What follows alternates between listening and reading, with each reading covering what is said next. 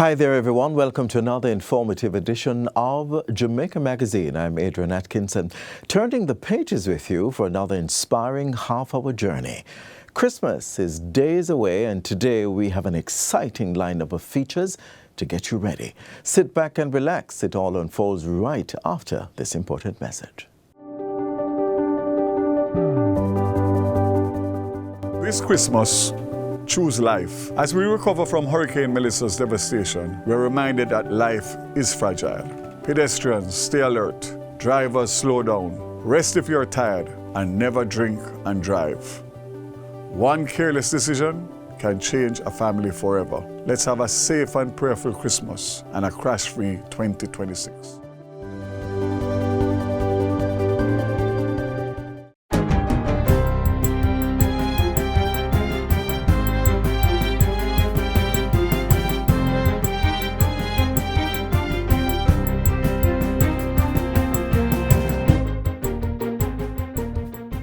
Good day, I'm Theodore Henry, and this is your JIS News for Monday, December 22, 2025. The government is expecting to have various field experts on the island as early as January next year to help with the design and planning of post-Hurricane Melissa national reconstruction efforts. The announcement was made last week by the Minister of Water, Environment and Climate Change, Matthew Samuda. Help with redesign, help with planning. We even expect to get some benefit of some architects and engineers to help build national reconstruction efforts.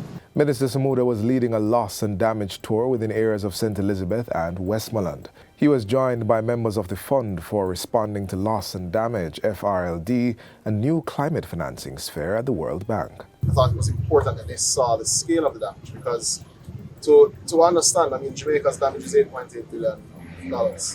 The climate nucleus has only been able to raise $800 million globally for loss and damage. So it's not that this is going to solve all of our problems, but certainly understanding the magnitude of the challenge before us. We're duty bound to reach out to every single relationship, every single agency to bring them to the table. The executive director of the FRLD agreed that it was important to see and understand the magnitude of the problem in order to give adequate support. When you come to a site like this, then you see the devastation, you see the casualties, and you see how it affects the lives of many people. I'm not sure as a fact you can walk away not having the sense of urgency, but also the sense of support that the country needs. So my first reaction is just double up all of our efforts, our energy, and going back to be able to support the country. Flair Airlines has launched non-stop service between Toronto and Montego Bay, strengthening air connectivity between Canada and Jamaica just as the peak winter travel season begins. The flight from Toronto Pearson International Airport to Sangster International Airport began on December 18 and will operate up to twice weekly. Chief Executive Officer of MBJ Airports, Shane Monroe, and Director of Communications at Flair Airlines, Kim Bowie, both agree that the service is a timely boost to the sector. Certainly, the decision by Flair to fly to Montego Bay at this time reflects confidence in our destination and in the resilience of our people and the enduring appeal of Jamaica to Canadian travelers. Resilience is a word that's been thrown around a fair bit, and I have to say resilience plus the warmth that I've experienced so far in just my brief experiences in getting involved in this inaugural has been incredible. It's a country full of beautiful people, beautiful spirits, and the resilience is palpable. And to hear that you're at 70% already back to hotels means great things for all of the people that are clamoring to get to Montego Bay. Meanwhile, the Jamaica Constabulary Force, JCF, is urging visitors and citizens traveling to the island for the holiday to make proper arrangements for transportation. Head of the Ports Division, Senior Superintendent of Police Stephanie Lindsay, says quite often people arrive at airports with no prior arrangements for getting to their destination. This, she warns, puts their safety at risk because persons with criminal intent do show up posing as legitimate taxi operators. So we encourage you that you try to make those arrangements before. In the event that you have not done so, the good thing about it is that there is a police station at all these facilities, and we are 24 hours operational. So you can always go to the police station seeking advice as to how you can get a reliable and trustworthy taxi service. Another piece of advice being given to travelers is to protect their personal information written on baggage tags by folding them. You have seen situations where persons want to be able to find their luggage very quickly, so they put their names and everything on their suitcases and so on. It's good for that purpose, but for persons who have other intentions, that's a lot of information that they're getting about you, even though you're not aware that is what they're doing. So they profile people who they believe they can attack. So we want persons to be very mindful of that. The National Irrigation Commission, NIC, has secured just over $107 million to purchase additional generators to stabilize water systems in communities affected by Hurricane Melissa. The funding will support recovery efforts in areas still experiencing service disruptions, including Holland Estate and Clarkstown in Trelawney, where some irrigation systems remain inoperable. Director of Engineering and Technical Services at the NIC, Rowan Stewart, shared the update during a recent JIS think tank session. NIC, I would say, did fairly well in relation to the rest of our previous years, and certainly in relation to the rest of the other utility companies. And one of the reasons I believe that we were able to do so well, it was because of the resilience that was built in our system. He says the Commission is moving to further strengthen its disaster preparedness framework by acquiring additional generators and pre-positioning them ahead of the hurricane season. Adequate fuel supplies will also be secured to keep systems operational during emergencies. In the meantime, more than 3,000 customers and residents across Jamaica have received free non-potable water from the National Irrigation Commission in the aftermath of Hurricane Melissa. This was done under the agency's Disaster Risk Management Program. The emergency response has so far seen the distribution of approximately 3.9 million gallons of water to more than 60 communities in parishes hardest hit by the hurricane. Public education specialist with the NIC, Christine Forbes, says the entity began distributing water immediately after the hurricane in consultation with the Ministry of Agriculture, Fisheries and Mining. This is not only assisting farmers, but it's also assisting the communities, because we know the NWC pumps, some of them remain down, and we're trucking water. So that is something that is very big for us, and we would have gone into the communities, we would have observed these, and we're seeing that the residents, they're forever grateful. Ms. Forbes was speaking at a recent JIS think tank. And finally, fisherfolk in Rocky Point, Clarendon have received timely support ahead of the Christmas season. Minister of Labour and Social Security Pernell Charles Jr. distributed rolls of wire mesh to help them rebuild fish pots destroyed by Hurricane Melissa. The donation is expected to enable fishers to quickly restart fishing activities and increase their catch in time to meet the heightened demand for fish during the Christmas period. Minister Charles Jr., who also serves as Member of Parliament for South East Clarendon, says the initiative was made possible through collaboration with the Ministry of Agriculture, Fisheries and Mining and other stakeholders. We in South East Clarendon are eager to contribute to the restoration of fishing activity in the country. If we are given the tools here, our fisher folk will be able to put together the pots, get out, catch the fish, and help to distribute where other places in Westmoreland and St. Elizabeth cannot right now. Chief Executive Officer of the National Fisheries Authority, Dr. Gavin Bellamy, explains that Rocky Point was selected for the intervention because it was a vibrant fishing community prior to the devastation caused by Hurricane Melissa. We have not forgotten and we will not forget. We will be back with more for the fishers of this area. And that's it for JIS News Today. I'm Theodore Henry. Thanks for watching.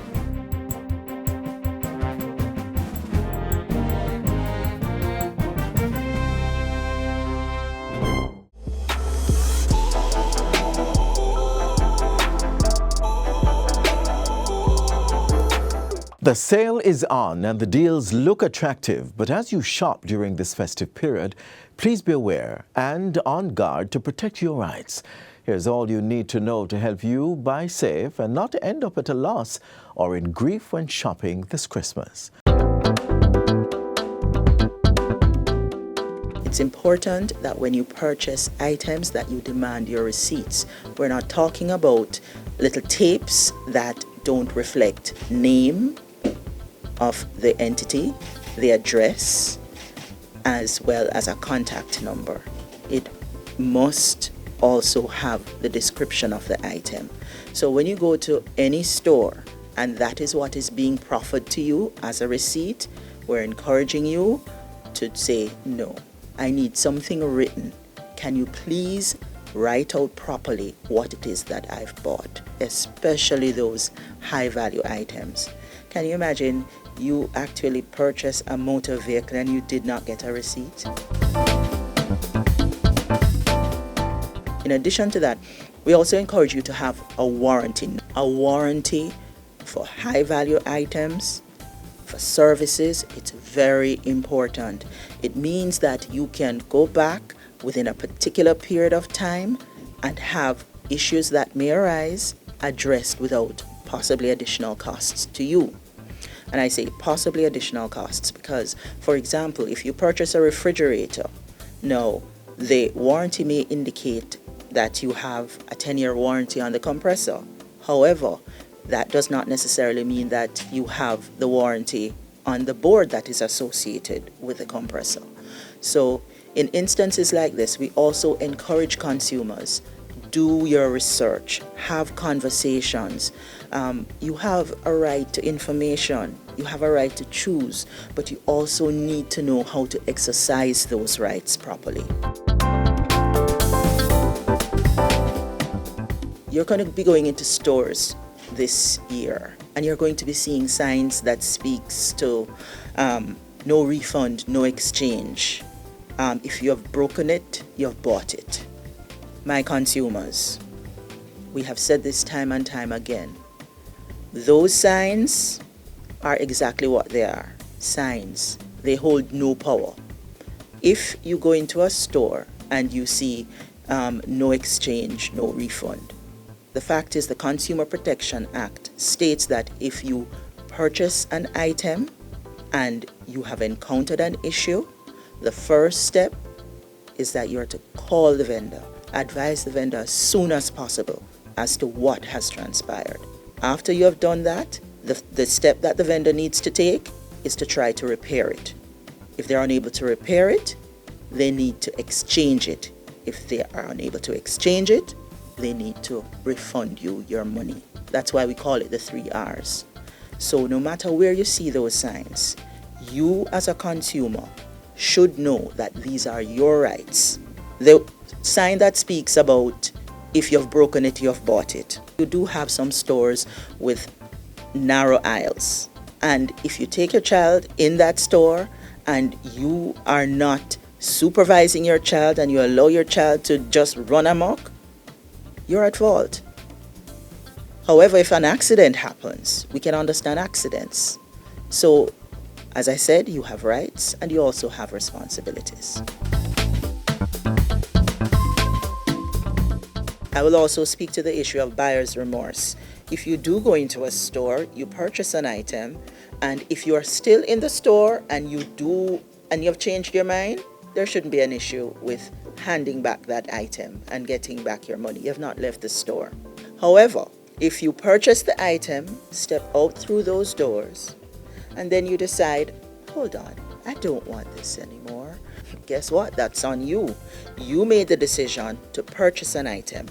You would think that, yes, you can just walk back in the store and say, I don't want this anymore. But that's not how it works. So, one, is there something wrong with the item? The fact is, no. You're simply taking it back because you no longer want it. That is called buyer's remorse. So be very careful of that one as well. In instances where food items are purchased and you find that there's spoilage or you had not done your due diligence and you see an expiry date, immediately contact the vendor, make them aware, and try as soon as possible to also take that in. If you're going to shop online, ensure that you use a familiar website you're used to or that has been established. There are new ones that are popping up all over the places and all that, and people are not familiar with it. There are no history on it. There are no contact information for you to call them, or there's no registration of that website, so you have to be very careful of it. There's also the social media advertisement and transactions that we have seen spring up all over the place. And a lot of people are being drawn into it. And we're excited about the product. Oh, I've seen an iPhone that's going for $50,000, boy, and it's an iPhone 11, 12. Be very careful. iPhone don't sell for them kind of money there. We have a situation where companies are offering a product online, and even with the best of intention, when the consumer has gone through the checks and balance and have made payment, only to be told when they receive the product it is missing something, and or when they receive the product, that which they ordered is not what they are receiving.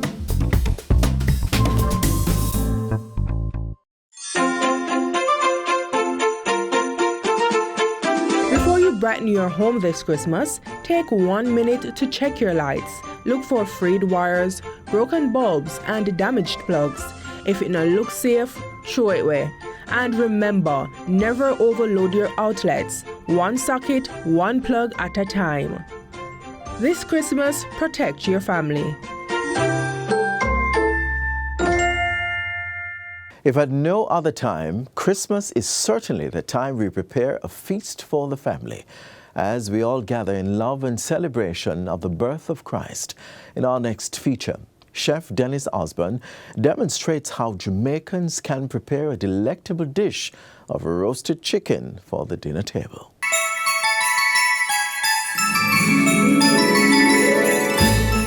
Every year, there is a frenzy of activity leading up to Christmas, including rushing to purchase presents for loved ones and finding the perfect tree.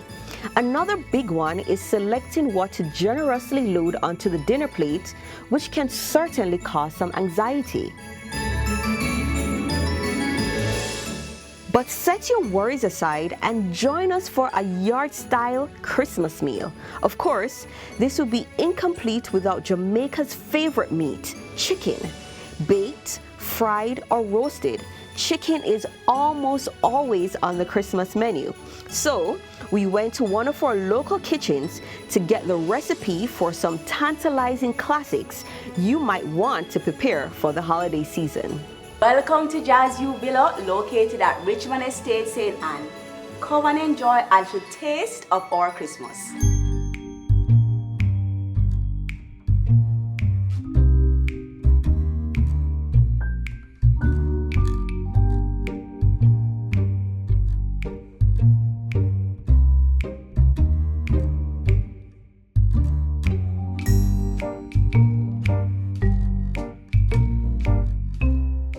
Roast is a staple on holiday tables in Jamaica. A large piece of meat or poultry, beef, pork, or chicken dripping with the spicy, fragrant spices for which our cuisine is famed has a really joyous feel to it. The secret to creating the most incredible flavors, as displayed here, is utilizing only fresh herbs and freshly ground spices. So we have our sweet corn here, we have our cucumber, carrot, and Irish we're going to use for our stuffing, pair with some fresh herbs as well to infuse the flavor.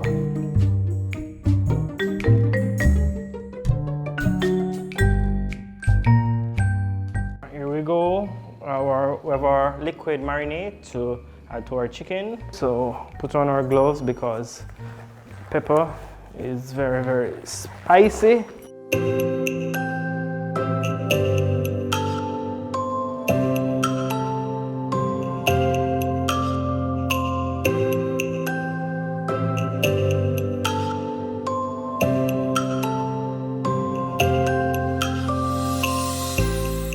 So I'm gonna go ahead and pin the wings. This is ready, so let's put this aside and make our stuffing to go inside our bird here.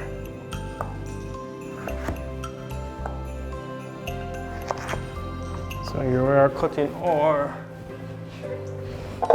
vegetables in some cubes to do our stuffing of our chicken here. So we're doing the potato skin on. Okay, so remove the gut from the cucumber here. Okay, we'll be adding some sweet corn to our veggies here. Pinch of salt, some fresh parsley.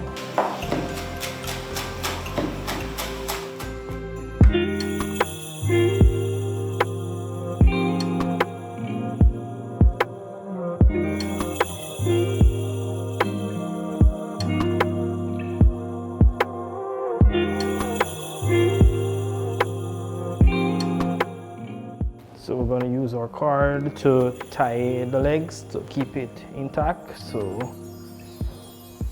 all the veggies are cooked properly. And for the remainder of the vegetables, we just want to add it right around our bowl here to enhance that whole Christmas look, that ambiance. So we're going to put this in our oven at 350 degrees Fahrenheit. Let it cook for 2 hours to get that golden look on our chicken.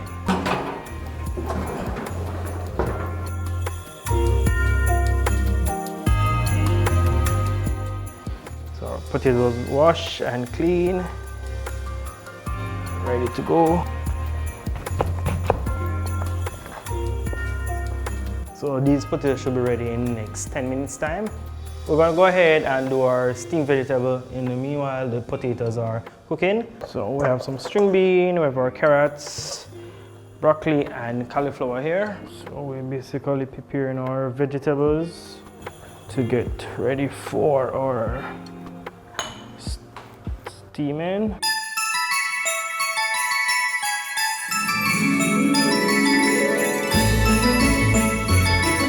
I'm ready to stir fry our veg.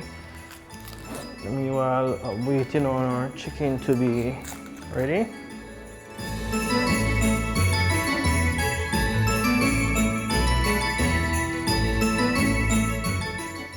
Adding vegetables to the dinner plate is one approach to make sure we stay healthy throughout the season.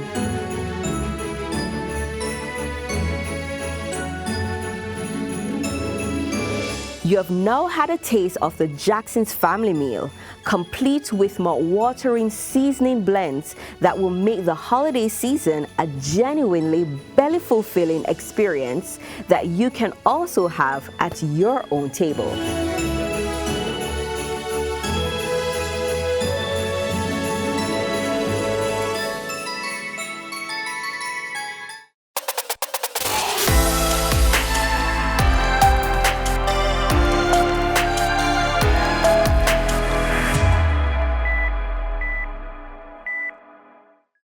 We are near the end of our journey inside Jamaica Magazine, but couldn't go without urging you to be safe on the roads as you go about your business over the holidays.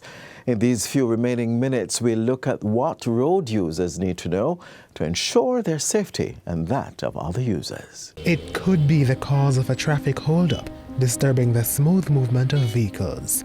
It could be the cause of your arrest or punishment, where, depending on the degree of your offense, you're likely to be fined or jailed.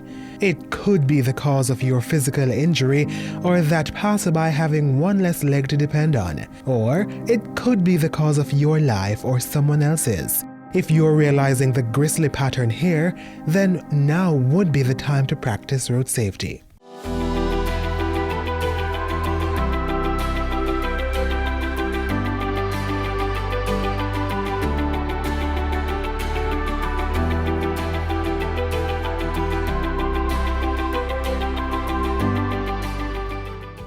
Road safety implies that measures are in place to limit or prevent road crashes or injuries to users of these thoroughfares.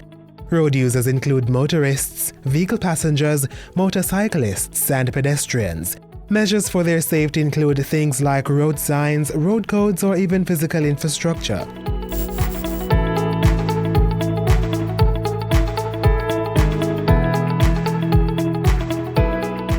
On the traffic network, we have various road signs. So we have mandatory signs and we have warning signs, and we have informational signs.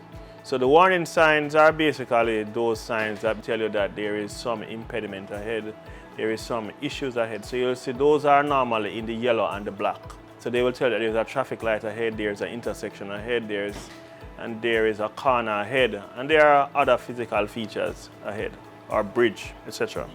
We have the mandatory signs. These are signs that must be obeyed. If you disobey them, just know that you will be issued a traffic ticket. Those signs are normally red. They normally have a red in them. So keep your money in your pocket by obeying those red signs. So they are normally red and white or red, white and black. So that's the common feature of those. Then you will see the signs that are informational. Some of them are blue, some are green. Those just tell you where you must go, how many kilometers away you are from a particular township or location.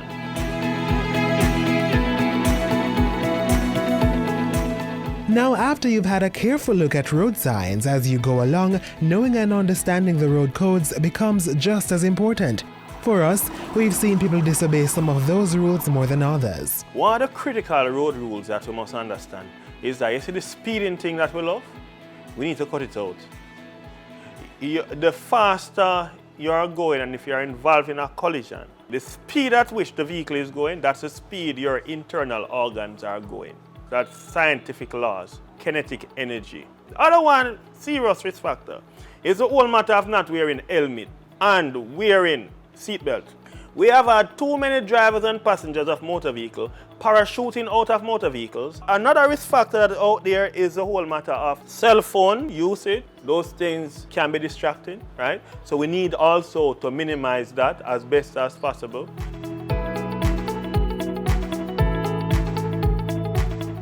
Physical infrastructures have also been implemented to ensure a safer passage on our roadways.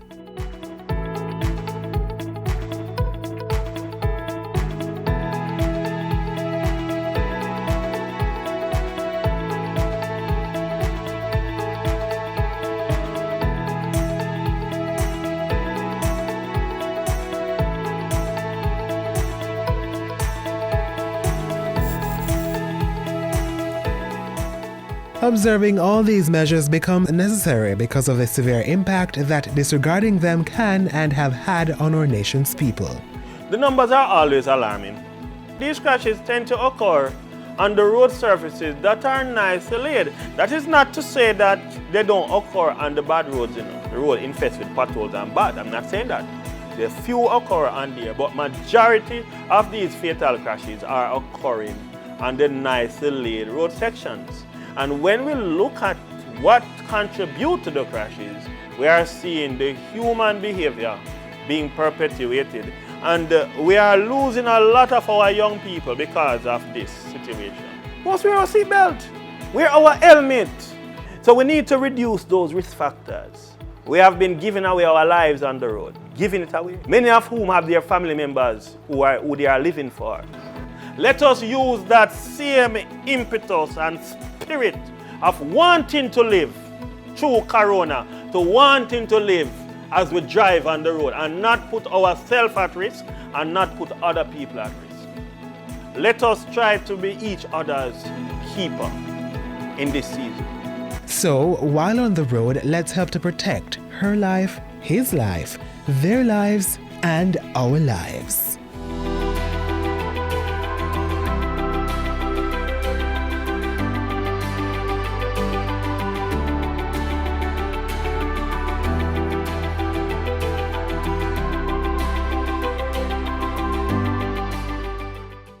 Our half-hour journey through the pages of Jamaica Magazine ends right here for today. But please do join us again tomorrow on this same station for more news, features and information you can use. In the meantime, visit our website at jis.gov.jm for this and other offerings. On behalf of the entire production team, I'm Adrian Atkinson. Until next time, take good care of yourselves and lend a helping hand where you can in this time of need. This has been a production of the Jamaica Information Service, the voice of Jamaica.